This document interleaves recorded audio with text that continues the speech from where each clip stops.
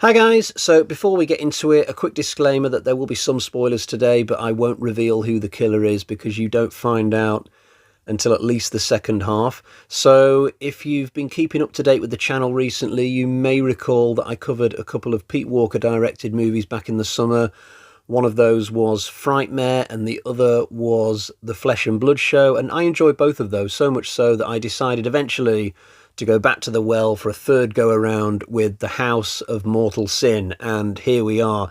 So this is another British slasher mystery, sort of like the first two I covered. It's set in a small borough of London, and several young women have started to turn up dead, and the common link between them is that they went to confession at a specific local church and fessed up about something. But whoever the killer is in this film, and we know it's somebody from the church group from a very early stage, they don't believe that it's enough to fess up about what you've done bad. As far as they're concerned, as far as this one particular person is concerned, you still have to die for your sin. That's just it. Now, I know that the slasher rules had not been established by 1976, but I do find it quite funny that given what would eventually become the norm in the 80s, you know, women who have sex or do drugs, they have to go on the chopping block, they have to die. Back when this film came out, we've got this idea that women, if they're self-aware enough to confess about some sexual misdemeanors they might have got up to before marriage, they're still going to die anyway. The fact that they did it means that in the eyes of the killer, they must be sent to the fiery depths of hell, I suppose. Although there's an irony with this film, and that is that if these women had not had the moral fibre to go and confess to a priest, then they would have survived the movie, because they would have, the killer would have never found out about them. Somewhere in this borough, in this world established in the movie, is the sluttiest woman in the world sleeping with 50 guys a night, and she's totally safe because she's just never going to go to a confession booth, is she? But that's just a weird thing about the movie. I will overlook this idea that the world is full of 21-year-old hot bombshells who spend their Saturday afternoons in a confession booth rather than the shopping mall, but maybe the 70s was just a different animal. I sort of watched this movie with a friend, and he made the claim that this is a very anti-religious film. I wouldn't necessarily go along with that, not in those exact terms anyway, but what I do think the film is trying to say is that people who work religious jobs, who are not meant to have relationships, probably really struggle with that deep down, more than normal people could ever know. So there are several characters in this film who work in the church group, and they're all going through their own different private hells concerning the fact that they've not been able to have relationships, they've not been able to have intercourse. So we've got this one young character, this new priest, and even though he's very fresh on the job, he's already really thinking that it's not for him, because he can't keep his hands off this local woman, and he soon comes to the realization that maybe he's going to have to leave the church already. But is he a killer? Well, you'll have to find out when you watch the movie. There's another priest, a much older guy, who has been struggling for decades, probably, with this idea that he can never be with anybody, and his situation just seems to be getting worse and worse.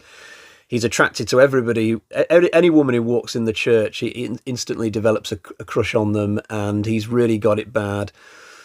Is he the killer? You'll have to find out. And it's not just restricted to men, this problem. There's a female assistant to the main priest, and secretly she's been attracted to him for years, we find out, and she's just hated the fact that she could never be with this guy, never let him know about her true feelings, because I guess she's felt that he wouldn't be allowed to be with her. So you've got loads of different people who essentially have a similar problem. So I definitely think the film is very keen to make a point there. Whether this is based in reality, I don't know. Is it the case that all the way around the world, monks and nuns and people who are not meant to be having relationships, are they all absolutely really struggling with it secretly on a day-by-day basis, or is this film exaggerating a bit and actually all these people are they're professionals. They don't spend all day thinking about the opposite sex. They just get on with praying and doing what they need to do. I've no idea, but it's certainly an interesting topic for this film to address, I suppose. But one person among these people I've been talking about is not coping with their abstinence to a point where they are now going on a bloody rampage. But who is it?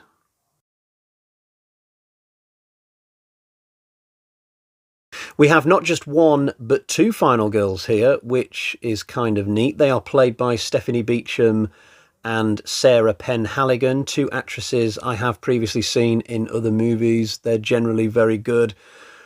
They actually sleep together in this movie. Now, don't get excited. It's just a kind of flatmate type arrangement. There's nothing sexual going on. They just share a bed for whatever reason, but they're just friends, promise. The reason why we know about this sleeping arrangement is because Pete Walker shows them getting out of bed in the morning, not just once in the movie, but twice. I'm sure in Frightmare, there's at least one scene where something very similar happens. A woman gets out of bed in the morning, she's briefly naked, and then she puts a top on and goes and answers the door. But there's definitely less smutty content, I would say, in this film compared to those previous two efforts. My memories of Frightmare and the Flesh and Blood show are starting to fade a little bit at this point, but I definitely remember that there's like a sexualized slant to those films in addition to the horror. And that's not quite there in The House of Mortal Sin, which is slightly surprising given the fact that sex is, if not the theme of the movie, then definitely part of the theme. But other than like a very brief nude shot at one point, there's nothing overtly sexual in this entire thing at all.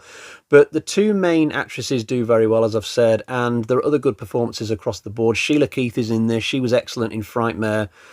Here, she's strangely dressed like she's just walked out of a Nazi exploitation movie, despite playing a church assistant. Really weird. And also, I'll name check Norman Easley and Anthony Sharp, who are both excellent. There are lots of people in this film that maybe you might not have heard of, even if you have seen a lot of 70s and 80s movies, but they're still really good actors, whether you've heard of them or not. Like, everywhere in this film, really good performances, even the people who are only in like 2 or 3 scenes. Unfortunately, though, I think we find out the identity of the killer a bit too quick. When we find out who it is, there's still a decent chunk of the movie left, I'd say. Certainly enough time for me to get more than a little irritated with the killer's late game personality. There are also a couple of less than desirable horror tropes that make their way into this film towards the end. So the killer has this relative that's about 100 years old. You know, their hands are quivering. They're sat at this like dinner table during one scene and they can barely pick up a fork. It's all very reminiscent of Grandpa from Texas Chainsaw Massacre. And the killer has mummy issues in this. And this is a personality quirk that I've long gotten tired of seeing in any horror movie. I will admit that back in 76, these things were probably still kind of fresh, maybe, but certainly looking through the 2025 looking glass at this movie, I did feel like rolling my eyes a little bit at some of these things.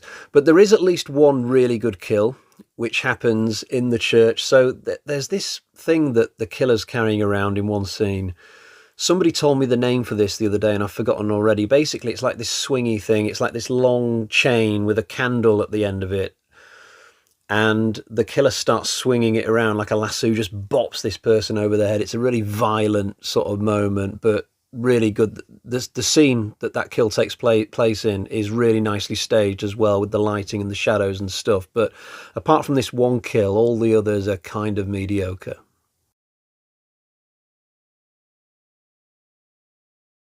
The locations here are fairly unremarkable. So all of this was shot in London and Berkshire, I believe, but I only noticed the London bits. But for the street scenes, I feel like they were probably out and about. You can see extras moseying around and stuff.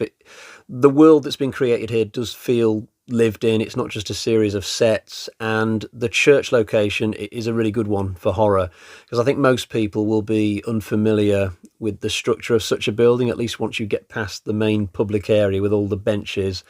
So the idea that the killer could have this scattershot network of connected corridors and rooms, quite believable.